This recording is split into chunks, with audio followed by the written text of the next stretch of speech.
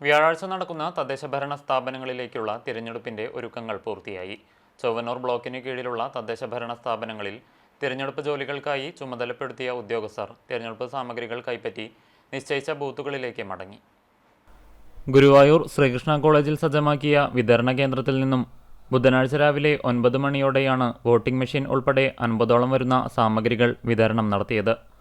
വേലൂർ, കടങ്ങോട്, കണ്ടാണശ്ശേരി, ചൂണ്ടൽ, ചൊവ്വന്നൂർ, പോർക്കുളം, കാട്ടകമ്പാൽ, കടവല്ലൂർ എന്നീ 8 പഞ്ചായത്തുകളിലേക്കുള്ള സാമഗ്രികളുടെ വിതരണമാണ് നടന്നത്. വരണാധികാരിയിൽ നിന്നും സാമഗ്രികൾ ഏറ്റുവാങ്ങിയ ഉദ്യോഗസ്ഥർ തങ്ങൾക്കായി നിശ്ചയിച്ചിട്ടുള്ള ബൂത്തുകളിലേക്ക് തിരഞ്ഞെടുപ്പ് കമ്മീഷൻ ഏർപ്പെടുത്തിയ ബസ്സുകളിൽ കോളേജിൽ നിന്ന് മടങ്ങി. ബുധനാഴ്ച വൈകിട്ടോടെ പോളിംഗ് ബൂത്തുകൾ സജ്ജമാകും. വ്യാഴാഴ്ച രാവിലെ 7 മണി മുതലാണ് പോളിംഗ് ആരംഭിക്കുക. വൈകിട്ട് 6 വരെ വോട്ട് രേഖപ്പെടുത്താനാകും. 6 മണിക്ക് വരിയിൽ നിൽക്കുന്ന മുഴുവൻ വോട്ടർമാർക്കും വോട്ട് രേഖപ്പെടുത്താനുള്ള അവസരം ഉണ്ടായിരിക്കും.